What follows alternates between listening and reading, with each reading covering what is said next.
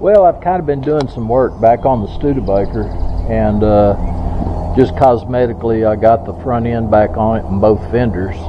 And so I started working on the driver's door. The bottom of the door was rusted, and I didn't see a panel available the size that I needed, so I was going to make one. And I think everything has worked out pretty well. Yeah, this is just kind of how the Studebaker is going to look. You know, it kind of reminds me of the early Jeep Wagoneers, something like that on the front end.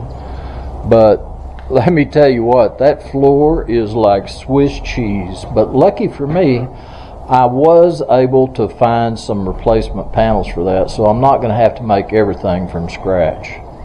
The bedside, even though it looks nasty, it's you know, I'm not going to kid you, it's rough. It needs some repatching and all that. Horrible. But bed looks like Swiss cheese. Right now it's kind of storing all the extra parts. But yeah, there's some rust there along the bed, around the floor area, and another right there. And I see the door's got a little hickey, like they got too close to something at one time or another. So I've got my work cut out for me, but you know, I think the truck's worth saving. Is one of 1,500. It's a 64 Studebaker Champ. So anyway, we're going to do what we can to save it. And so far, here's my progress.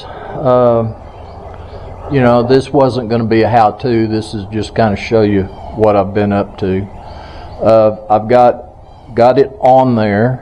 I've got it tacked. I got to do more welding up there. I think that's what I'm going to focus on today, is getting all that welded across the top.